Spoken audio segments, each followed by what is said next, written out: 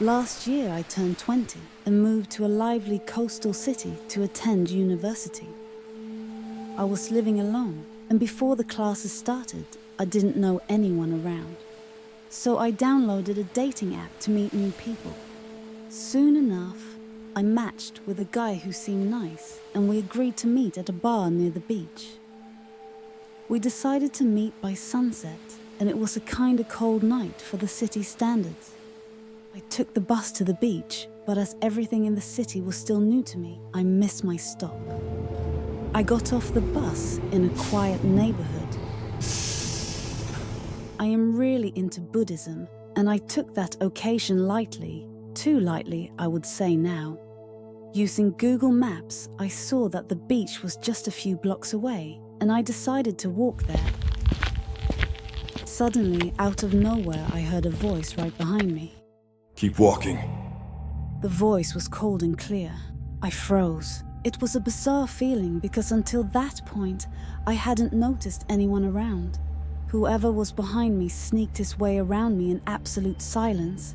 It was like he had manifested himself there. Every instinct of mine screamed danger, so I obeyed. My whole body was tense. Something in me was telling me there was no way I could get out of that situation if I tried to run or fight somehow. Take off your hoodie, He ordered. My heart raced. After hearing this, my mind started imagining 1,000 situations, trying to think of solutions.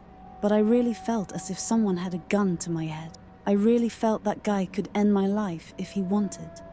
Despite my fear, this voice inside of me kept telling me that doing exactly what he said was the least dangerous thing to do. So again, I obeyed him. I slipped off my hoodie and handed it to the man. I felt him putting on my hoodie as we continued walking, with him closely behind me. a police car is going to pass us by soon. He said. When it does, act normally, or I'll stick this knife in you. As he said that, he pressed something against the side of my belly. He didn't use the blade, but the other side of the knife, pressing it quite firmly against my skin. My heart never beaten so fast. He pulled off the knife. He did that just to assure me he was serious, but actually that wasn't necessary. Shortly after, a police car appeared, turning the corner ahead of us. As it approached, the man put his arm around my shoulders, pulling me close, pretending to be my boyfriend. I considered for a second trying to run in the direction of the police car, but he was holding me very tightly. Any mistake could be my last. This was the only moment I saw part of his face, his chin. I didn't stare directly at him, I only saw him with the corner of my eyes. I also noticed he had a long scar in the neck, maybe from an old surgery.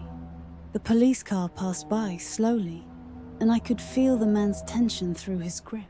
I kept my eyes forward, forcing myself to appear calm, even as I feared for my life. As we were beside the car, I could somehow feel the guy's readiness. The car moved on, and so did we.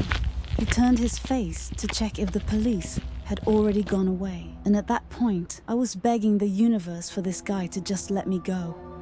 Suddenly, without any warning, the man shoved me forward violently. I stumbled, almost falling to the ground, but I held myself against a wall. I remember thinking he was going to shoot me or something, but to my surprise, I heard him running. When I finally had the courage to turn, he was gone, disappeared into an alley.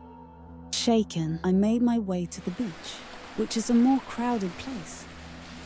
My hands were trembling as I picked up my phone to call an Uber home. I never did meet up with the guy from the app. The city felt much darker and more dangerous that night for me to stay out. I later learned there are places to be avoided at all costs around here. I can't forget the feel of that man's arm around me and the chilling way he spoke.